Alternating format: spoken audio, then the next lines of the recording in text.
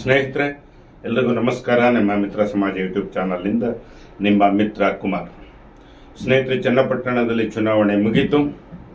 ಚುನಾವಣೆಯ ಎಣಿಕೆ ಕಾರ್ಯಕ್ರಮ ನಾಳೆ ಅಂದರೆ ಶನಿವಾರದ ದಿನ ನಡೀತಾ ಇದೆ. ಇದರಲ್ಲಿ ಯಾರು ಗೆಲ್ತಾರೆ, ಯಾರು ಸೋಲ್ತಾರೆ, ಚನ್ನಪಟ್ಟಣದ ವಿಜಯದ ಮಾಲೆ ಯಾರ ಕೊರಳಿಗೆ ಬೀಳುತ್ತೆ ಅನ್ನೋ ಒಂದು ಸಮೀಕ್ಷೆ ಪ್ರಕಾರ ನಿಮ್ಮ ಮುಂದೆ ಒಂದು ಸಣ್ಣ ಸಮೀಕ್ಷೆ ನೀಡ್ತಾ ಇದ್ದೀನಿ. ನೋಡಿ, ಪ್ರೋತ್ಸಾಹಿಸಿ. ನಮ್ಮ ಚಾನಲ್ಗೆ ಇನ್ನೂ ನೀವು ಸಬ್ಸ್ಕ್ರೈಬ್ ಆಗಿಲ್ಲ ಅಂದರೆ ದಯಮಾಡಿ ಸಬ್ಸ್ಕ್ರೈಬ್ ಆಗಿ ನಮ್ಮ ಚಾನಲ್ನ ಪ್ರೋತ್ಸಾಹಿಸಿ ಅಂತ ಕೇಳ್ಕೊತಾ,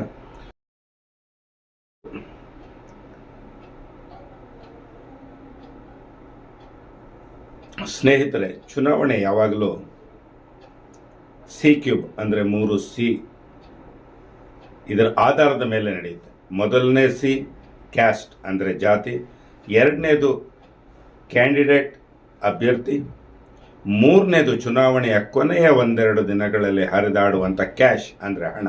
ಈ ಮೂರರ ಮೇಲೆಯೇ ಚುನಾವಣೆ ನಿಂತಿರೋದು. ಈ ಪ್ರಜಾಪ್ರಭುತ್ವದಲ್ಲಿ ಈ ಚುನಾವಣೆಗಳು ಈ ಮೂರರ ಮೇಲೆಯೇ ಬಹಳಷ್ಟು ತಳಹದಿ ಹಾಕ್ಕೊಂಡು ನಿಂತಿದೆ.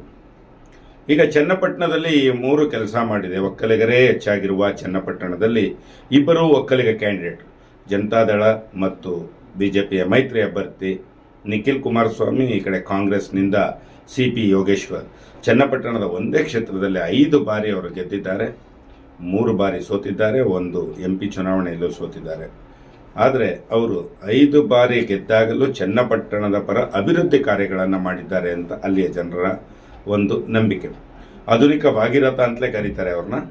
ಹಾಗಾಗಿ ಅನೇಕ ಕೆಲಸಗಳು, ಕೋರ್ಟ್ ಕಟ್ಟಡ ಇರ್ಬೋದು, ಕಾಲೇಜ್ ಕಟ್ಟಡ ಮತ್ತು ಹೊಸ ಬಸ್ ಸ್ಟ್ಯಾಂಡು ಮತ್ತು CC ಹಳ್ಳಿಗಳಿಗೆಲ್ಲ CC ಕಾಂಕ್ರೀಟ್ ರಸ್ತೆಗಳನ್ನು ಮಾಡಿಸಿದ್ದಾರೆ ಅಂತ ಅಲ್ಲಿ ಜನಗಳು ಬಹುತೇಕ ನಂಬ್ತಾರೆ.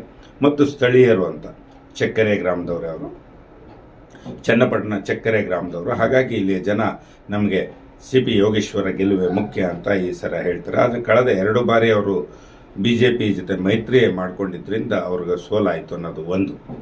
ಇದಾದ ನಂತರದಲ್ಲಿ ಚನ್ನಪಟ್ಟಣದಲ್ಲಿ ಕುಮಾರಸ್ವಾಮಿ 2 ಬಾರಿ ಗೆದ್ದಿದ್ದಾರೆ. ಈಗ ಮೊನ್ನೆ ಅಷ್ಟೇ ರಾಜೀನಾಮೆ ಕೊಟ್ಟು MP ಚುನಾವಣೆಗೆ ಸ್ಪರ್ಧಿಸಿ ಕೇಂದ್ರದಲ್ಲಿ ಮಂತ್ರಿಯೂ ಆಗಿ ಈಗ ಅವರ ಮಗನ್ನ ನಿಖಿಲ್ ಕುಮಾರಸ್ವಾಮಿಯನ್ನು ಜನತಾದಳ ಮತ್ತು BJPಯ ಮೈತ್ರಿ ಅಭ್ಯರ್ಥಿಯಾಗಿ ನಿಲ್ಲಿಸಿದ್ದಾರೆ. ಇದು ಬಹುತೇಕ ಜನತಾದಳದ ಒಂದು ಕಳೆದ 2 ಚುನಾವಣೆಗಳಲ್ಲಿ ಭದ್ರಕೋಟೆಯಾಗಿದೆ. ಹಾಗಾಗಿ ಕುಮಾರಸ್ವಾಮಿ ಅವರು ಕೇಂದ್ರದಲ್ಲಿ ಮಂತ್ರಿಯಾಗಿ ಅವರ ಪ್ರಭಾವವನ್ನು ಸಾಕಷ್ಟು ಬೀರ್ತಾ ಇರ್ಬೋದು.